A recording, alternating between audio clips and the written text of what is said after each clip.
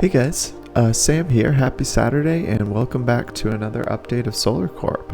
So in today's update, I'm going to be going over the menu system, which has gotten some work put into it, and then later in the game, I'm also going to be going over some roadmap things and the future of the game, which seems fitting seeing that it's the end of the year. You'll also notice I'm not on camera today. I spent a lot of time this morning fighting with a webcam that refused to work, so sorry about that. Alright, so let's get into it. So you guys may remember the old pause menu, and it was pretty simple. So if I hit escape here, so you can see that it's got this nice effect that it blurs the background. The layout's a little bit different. So I just restarted this real quick because I had my software properly wired up. So the music and sound effects, let's do that again. If you hear the music here, and then the sound effects, luckily I have the benefit that I haven't fixed the problem where it fires when you click in the menu, so you'll be able to hear the firing sounds. Then I can turn that down. I'll leave both of those off just for the devlog. The other cool things is that the save features have gotten a good deal of work put into them, and they work a lot better now. So if I go over here, it saves things now like camera position and whatnot. You'll also notice that the color of my ship is different than what it normally is. And at least for a Vakar ship like this, they're usually not that color. I'll explain that later in the video. But if I go here and I save the game now, you'll see all of those attributes will be saved. And there's a little spinner at the bottom of the screen. That's new too. So now if I move away, and then I hit load game, you'll see it goes back right to that original state, which is cool. So save is working a lot better. The other new thing you'll notice along the top is that there are these tabs. I'm just going to start by tabbing over one to pilot. And you'll see here now I have a license for the universe. So I'm going to change my pilot's license to say Sam. You'll also notice it shows things like my worth, how much money I have, my fleet's color, something called standing, and the ID, which isn't important. Standing is a feature that's yet to be created. That's for things like, obviously if you shoot a lot of friendly ships, you're going to get branded as a criminal.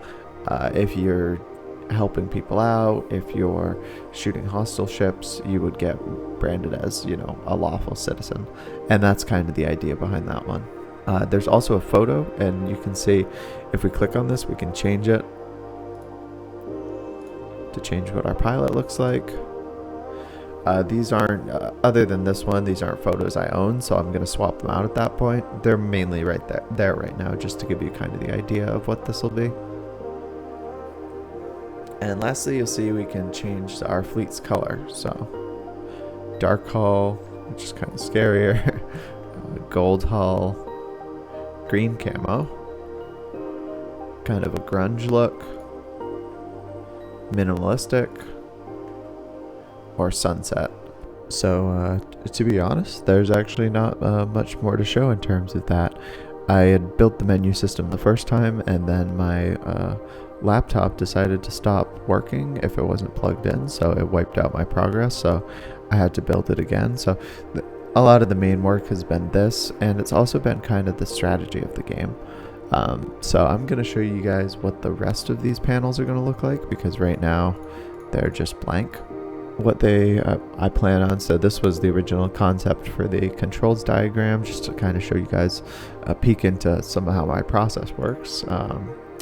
This is the pilot's license concept. And then I also plan to have a tab for the ship that shows, what kind of cargo you have on board, information about your ship, the drones docked at the ship, and stuff like that. So I want to take docking out of that current drone docking menu that I have and put it into this screen instead, which will be good because, I think it's going to be a lot more convenient having a one-stop shop for all these things. Then there will be an assets list, which will show you, what kind of ships you own, where exactly system-wise those ships are, and it'll all calculate up whatever your net worth is.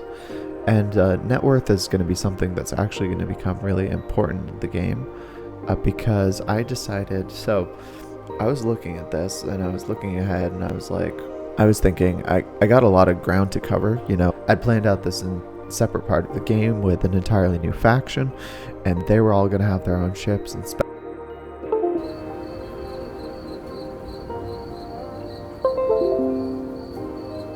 and that's really cool, but that is difficult for a one-man team to pull off. So I decided to get this game back to its roots and make the core of the game be trading. And I was thinking, if you're someone who's a trader, what is the main goal that you would have? And what I came up with for that is I'm like, well, you would try to get your net worth as high as possible, and you'd probably be competing with other traders, to see who could get the most money. So out of that, the concept, the Star 1000 was created, as you can tell, roughly based off of a concept like the Fortune 500, where they tally up the 500 biggest companies. This is instead the list of the 1,000 people who are wealthiest in the universe. So the concept for this is that you would have all these people. You would have your standing on wherever this list was with the amount of money that everyone has, and the more money you would get, excuse the fact that this list isn't fully in order, the final one would be in order, but the more money you get, the higher up this list you get. And then there's kind of this top 5 on the left who shows who the richest pilots in the universe are and how much money they have. So that would be the idea. And then when you win the game, you would end up getting a special experimental ship that only the richest people in the galaxy were allowed to get.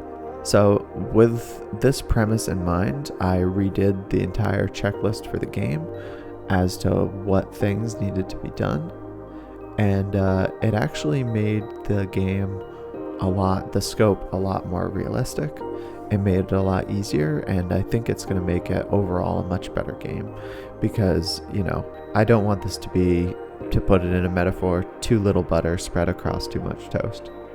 I would rather pick 10 things to do and do them amazingly than have 100 features in the game and do them all crappily. As always, to my subscribers and to the people who have followed this project all along, thank you guys so much. And just as a quick note, over the next few weeks is vacation, so I'm not going to be releasing another devlog until the 9th of January.